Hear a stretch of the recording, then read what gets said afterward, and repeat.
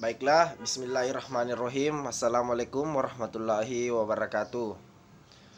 Perkenalkan, saya atas nama Bonito Setiawan Anwar NIM 183134/2008. Kali ini saya akan mempresentasikan tugas yang telah diberikan kepada saya.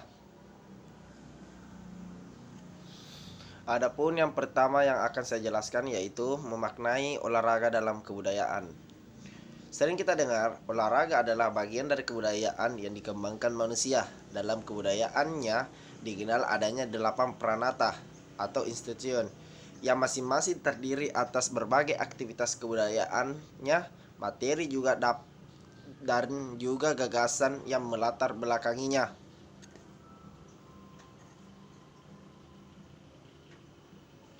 Kedelapan pranata tersebut adalah pranata domestik, ekonomi, religi, edukasi, ilmu pengetahuan, politik, serta estetik dan rekreasi, serta yang terakhir pranata somatik.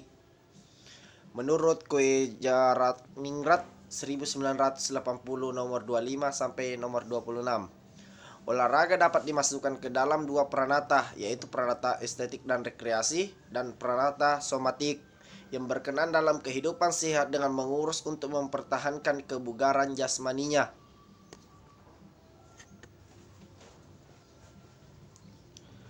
Dalam kebudayaan, setiap aktivitas manusia tersebut memaknai umat Hindu sampai Bali bersemayam di pura.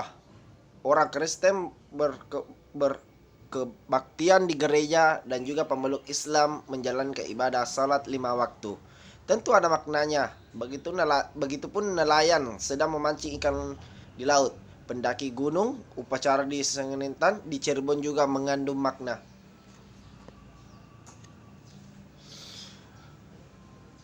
Secara garis besar, makna dalam kebudayaan dapat digolongkan ke dalam dua hal, yaitu makna yang bersifat sakral karena berhubungan dengan dunia kepercayaan kepada alam gaib, dan makna yang bersifat profan karena dihubungkan dengan kehidupan manusia secara pragmatis dalam kesehariannya.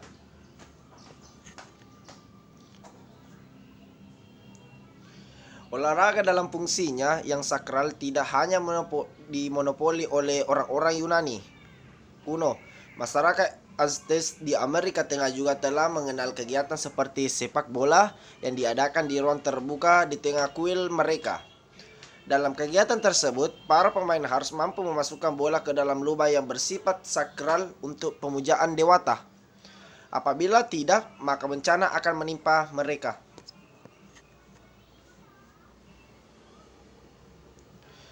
Begitupun dalam masyarakat Nusantara kuno, aktivitas olahraga yang dihubungkan dengan upaya pemujaan dewa, pendakian gunung-gunung yang dianggap sebagai bentuk dedikasi kepada nenek moyang yang bersemayam di kawasan puncak, apabila jika dibarengi dengan ritual pemujaan di puncak gunung tersebut.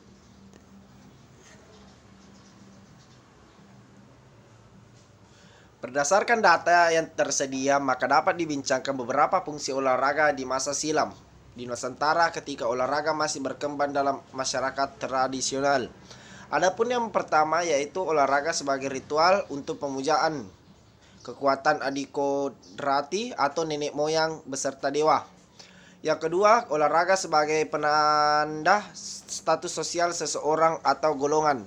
Yang ketiga, seseorang sebagai hiburan dan rekreasi. Dan adapun yang keempat yaitu olahraga sebagai upaya untuk menambahkan nafkah menurut Munandar 2012 nomor 10.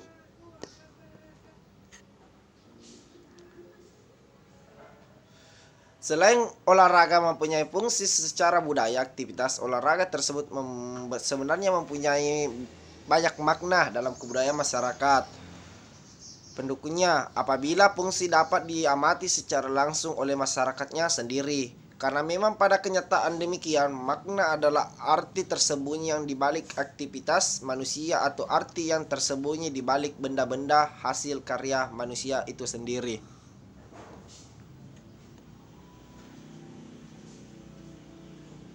Adapun menurut C.S. Spire, untuk mencari makna fenomena kebudayaan dapat digunakan pendekatan semiotika.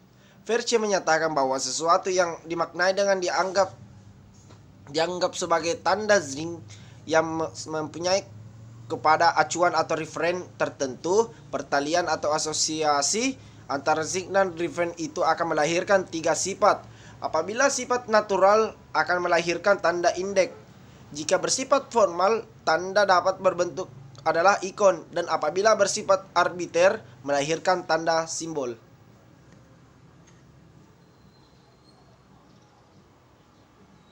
Untuk memahami pertalian antara zigzag, referen atau acuan, serta sifat tanda yang membentuk, perlu butir ketiga yang dinamakan interpen, yang sebenarnya berupa konsep maka berbentuk bagan yang dinamakan tradik atau verge. Menurut Van Zoust tahun 1992 nomor 7-8. Adapun menurut Munandar 1999 nomor 6 tahun 2004 nomor 164. Adapun bagan yang pertama yaitu semiotika menurut C.S. Peirce. Adapun penjelasannya sebagai berikut. Dapat dikemukakan bahwa kegiatan olahraga sebenarnya adalah suatu tanda zig yang dapat dimaknai dan dapat dijelaskan arti yang ada di baliknya. Tanda itu mengacu kepada referen atau acuan tertentu yang merupakan fenomena alam atau kebudayaan yang lain. Keduanya kemudian dihubungkan dengan butir ketiga yang dinamakan dengan interpret, yang dapat dijelaskan sebagai tanda yang berkembang di dalam pikiran si penerima tanda. Setelah si penerima tanda atau zing yang dapat dibentuk tanda baru dalam benaknya, tanda itu dapat merubahkan tanda yang sepadan atau tanda yang telah berkembang lagi. Menurut Zaimar 2008 nomor 4, pendekatan semiotika tersebut dapat diterapkan dalam aktivitas olahraga secara umum atau bagian dari aktivitas olahraga saja.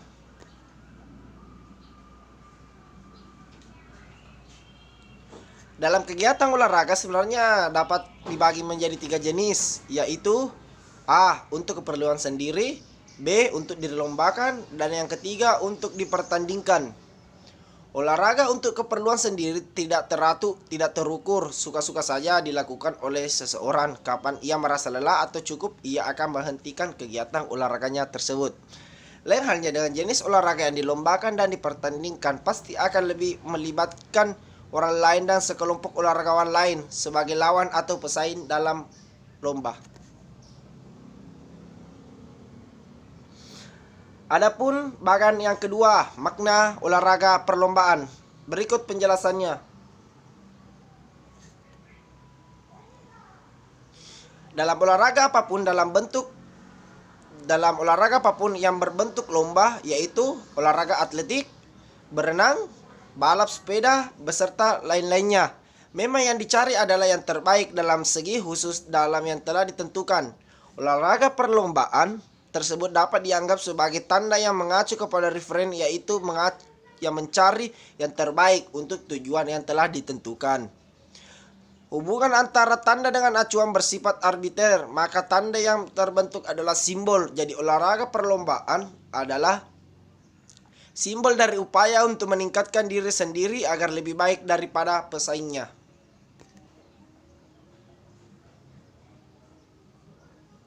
Adapun bagan yang ketiga, yaitu makna olahraga pertandingan. Berikut penjelasannya.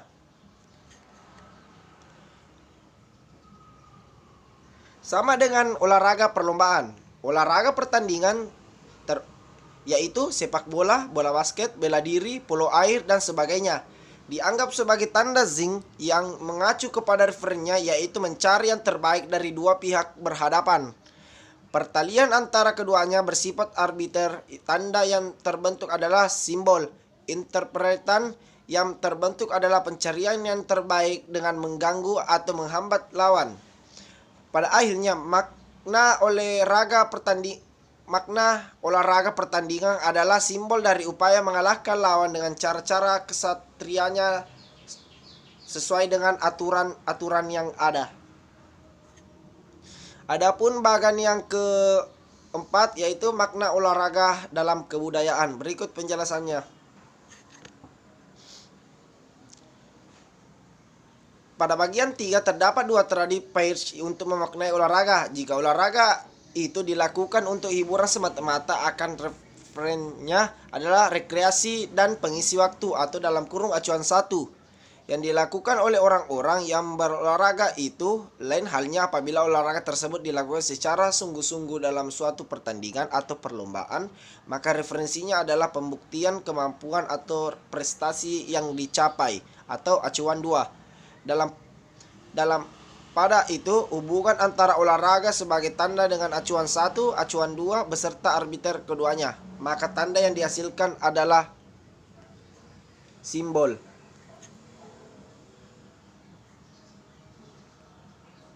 Adapun perbincangan selanjutnya adalah perihal museum olahraga itu sendiri. Museum tersebut didirikan tentu berkenan dengan olahraga Indonesia. Dengan demikian sejatinya dalam museum tersebut terdapat storyline untuk menampilkan adanya perjalanan kegiatan olahraga yang di Indonesia yang di masa silam hingga masa kini. Banyak hal yang bisa disajikan dalam museum tersebut. Sudah tentu seluruhnya tentang dunia olahraga Indonesia beserta narasinya. Museum olahraga Museum olahraga dewasa ini telah merawat dan menyajikan pameran benda-benda bersejarah, hasil prestasi dan dokumentasi para anak bangsa di bidang museum olahraga. Namun tidak hanya hal itu dilakukan oleh museum olahraga. Museum tersebut harus mampu memberikan inspirasi dan memotivasi generasi berikutnya agar dapat berprestasi di bidang olahraganya masing-masing.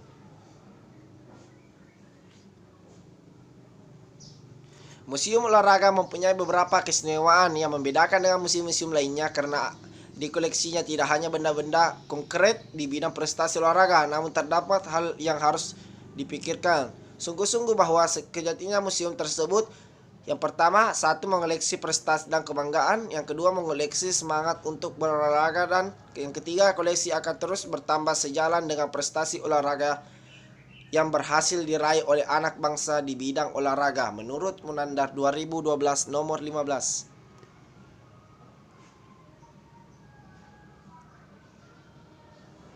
Apabila museum olahraga dihubungkan dengan perkembangan kebudayaan Indonesia, maka museum ini harus dimaknai dalam perkembangan budaya. Apa makna yang paling mendasar dalam didirikan Museum Olahraga Nasional? Hal itu hanya mampu dipahami oleh masyarakat Indonesia dan pengampu Museum Olahraga Nasional secara umumnya. Adapun bagian yang kelima yaitu makna Museum Olahraga Nasional. Pada bagian terdahulu telah dijelaskan perihal pendekatan semiotik dengan bagian tradik pairs, maka untuk mencari makna dasar pengembangan Museum Olahraga Nasional juga digunakan pula tradik pairs. Hanya saja tradik tersebut akan berangkai dengan beberapa tataran pemaknaan yang telah disebutkan sebagai suatu semiosis bagian 5. Berikut adalah upaya pemberian makna Museum Olahraga Nasional dalam konteks kebudayaan Indonesia.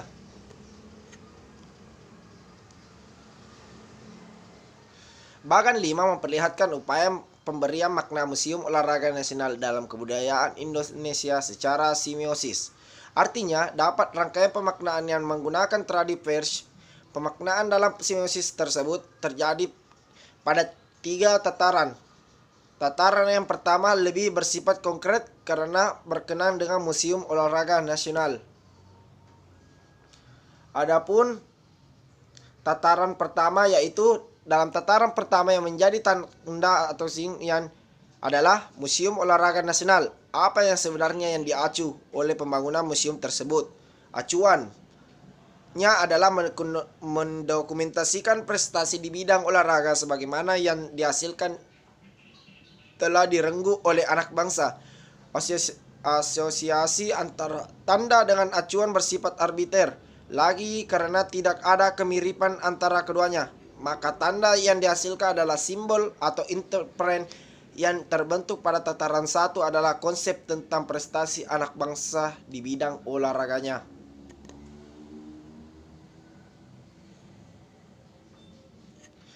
Adapun yang kedua yaitu Interpret tersebut kemudian menjadi tanda 2 untuk mempunyai acuannya tersendiri.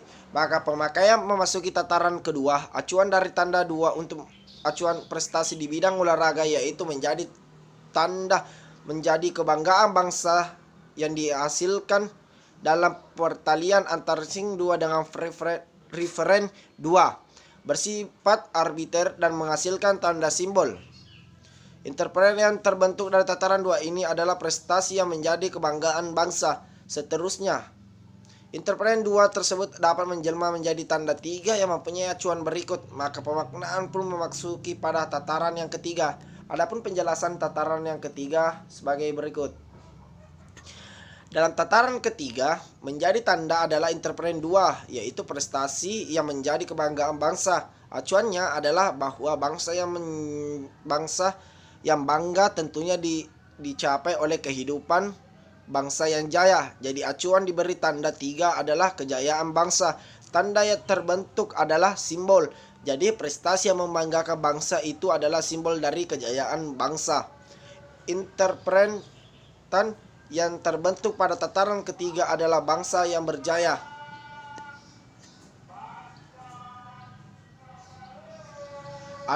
Adapun penjelasan yang terakhir yaitu agaknya interpret 3 tidak bisa menjadi tanda yang baru atau tanda 4 karena tidak ada lagi yang menjadi acuan. Bangsa yang berjaya adalah bangsa yang sukses dalam segala bidang kehidupan.